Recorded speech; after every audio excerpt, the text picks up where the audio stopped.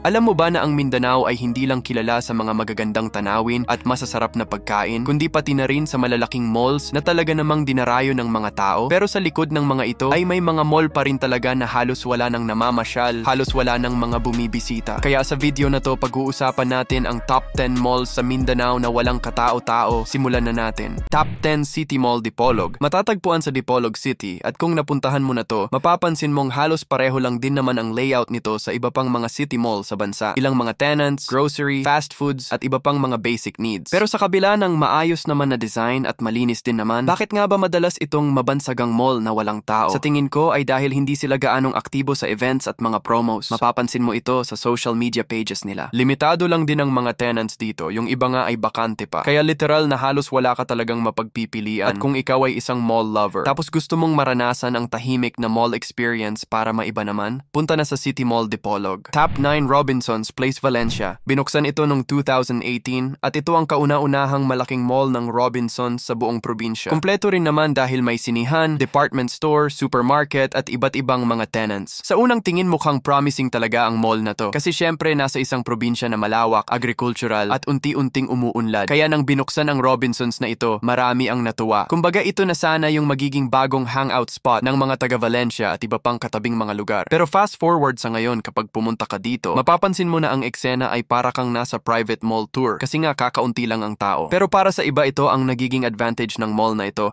kasi nga tahimik at hindi crowded. Kaya kung gusto mong mag-relax o makipag-date ng walang istorbo, hindi matao pero kompleto, punta na sa Robinsons Place Valencia. Top 8 Vista Mall Davao. Binuksan ito noong 2022 at katulad ng iba pang mga Vista Mall sa bansa, maayos rin ang disenyo nito. Modern at may pagka-classy ang ambience. Pero sa kabila ng mga ito, bakit nga ba parang hindi pa rin ito pinupuntahan ng mga tao? Kapag pumunta ka dito, mapapansin mo agad na solo mo ang entrance, maluwag dahil kakaunti ang mga tao, tanaw mo rin agad ang mga staff at mga security guards dahil wala naman silang inaasikaso na mga customers. Sa tingin ko kaya ganito dahil kulang ito sa tenants. Hindi ito yung mall na tipong pupuntahan mo dahil gagala ka, pupuntahan mo lang to dahil napadaan o malapit siya sa'yo, may bigla ang kailangan ka tapos uwi rin agad. At isa pa, nasa Davao ka, isang lungsod na may SM, Abriza at Gaisano. Kaya kung ikaw ang pipili, saan ka pupunta? Sa kaunti ang mga options o sa mas maluwag at mas kumpleto? Top 7 City Mall Ipunan. Binuksan ito noong 2018. Matatagpuan sa Cagayan de Oro City at sa unang tingin maganda naman ang location dahil nasa kahabaan ito ng Cagayan de Oro Highway. Pero kung papansinin mo, talagang bibihira ang pumupunta dito. Ang City Mall ay kilala sa pagkakaroon ng mga basic establishments gaya ng supermarket, Watsons at ilang mga fast food brands. At isa rin itong si City Mall Ipunan. Sa iba pang mga City Mall na limitado na nga ang mga tenants ay may mga bakante pa. Kaya wala rin talagang dahilan para dayuhin ito ng mga shoppers. Siguro sa mga susunod na taon, kung magkakaroon na ng mga bagong tenants na pang-attract sa mga shoppers,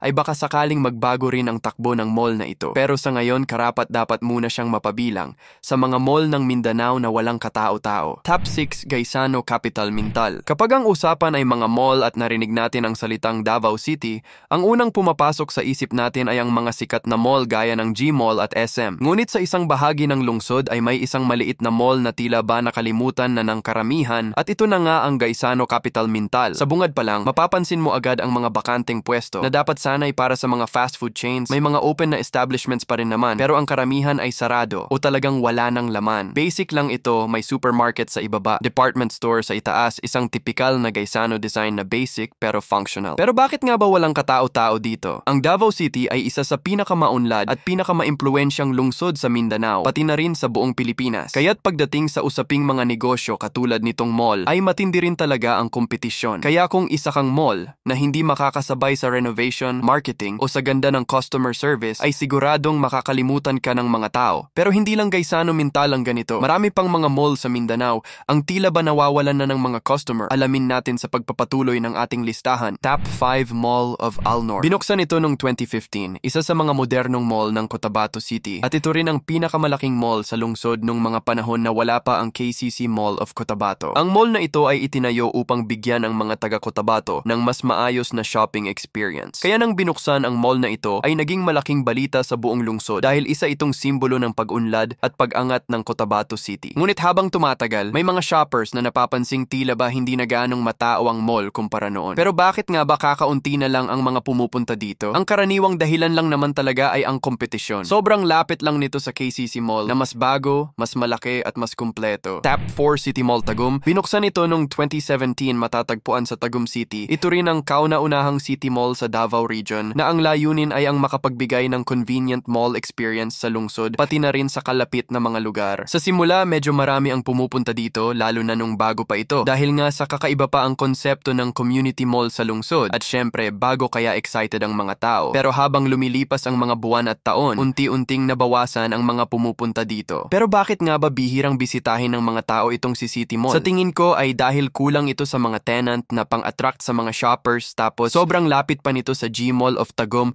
na mas malaki, mas kumpleto, mas kilala at mas maraming options. Top 3 Felcris Centrale, ipinakilala ito bilang isang mixed-use complex na ang ibig sabihin ay hindi lang ito mall kundi may kasama ring iba't ibang establishment na nasa loob ng iisang property at napakagandang vision nito dahil isang modernong lifestyle center ang maidadagdag sa lungsod ng Davao City. Pero habang tumatagal, mapapansin mong parang wala masyadong pumupunta dito. Makikita mong maluwag ang mga hallway, kakaunti ang mga shoppers, at kahit na bagong renovate, ay para bang hindi pa rin naman masyadong nagbago ang bilang ng mga taong pumupunta rito. Ano nga ba ang posibleng dahilan? Maunlad ang Davao City kaya matindi rin ang kompetisyon. Isipin mo nandyan ang Abriza, G-Mall, pati na ang SM City Davao, mga mas kilalang mall na unang pumapasok sa isip ng mga tao. Top 2 Gaisano Grand Coronadal. Binuksan ito noong 2011 matatagpuan sa National Highway ng lungsod at malapit rin sa iba't ibang mga commercial establishments. Kaya't kung tutuusin ay maganda rin talaga ang location nito. Pero sa kabila ng magandang lokasyon ay tila ba hindi pa rin napanatili ang tagumpay ng mall na ito. Pagpasok mo sa loob may mga stalls na bakante, luma at natatanggal na mga tiles, faded na pintura, ceiling na para bang matatanggal na at ilan pang mga bahagi ng mall na halatang hindi na inayos sa nakalipas na mga taon. Ang Gaisano Grand Coronadal ay nagsisilbing paalala sa katotohanan na hindi lahat ng mga mall ay umaabot sa inaasahan nitong tagumpay. Minsan, kahit nasa magandang lokasyon at may kilalang brand name, pero kung walang sapat na attractions, events o bagong tenants na pang-attract sa mga tao, ay siguradong mapapabilang pa din ito sa grupo ng mga mall na walang katao-tao. Top 1 NCCC Mall Buhangin. Binuksan noong 2018 at isa sa mga proyekto ng New City Commercial Corporation o mas kilala bilang NCCC, isang lokal na brand mula sa Davao na nagsimula pa noong 1970s. Binuksan ito bilang bahagi ng expansion plan ng kumpanya upang maghatid ng mas accessible na shopping destination sa northern part ng Davao City. Layunin sana nitong maging alternatibo sa mga mas malalaking malls gaya ng SM, Abriza at G-Mall of Davao na madalas pinupuntahan ng mga tao. Ngunit sa pagdaan ng panahon ay para bang hindi naging ganun kainit ang pagtanggap ng mga tao sa mall na ito. Kung bibisita ka rito ngayon, mapapansin mong kakaunti ang foot traffic lalo na tuwing weekdays. Open naman ang mga tenants pero bihira ang mga bumibili. May mga fast food chains, supermarket, department store at ilan pang mga boutiques pero wala pa rin talagang katao-tao. Pero bakit nga ba kakaunti ang tao dito sa NCCC Mall? Sa tingin ko ay dahil halos walang tenant ang mall na to, ang daming bakante, walang anchor store na dinarayo ng mga shoppers sa isang mall. Kaya para sa karamihan ng mga Dabawenyo ay mas mainam pa rin na pumunta sa mas malalaking malls kung saan mas maluwag, mas maraming tenants, mas modern at Instagrammable na mga mall. Kung nagustuhan mo ang video na to, huwag kalimutan mag-like at mag-subscribe. Salamat po.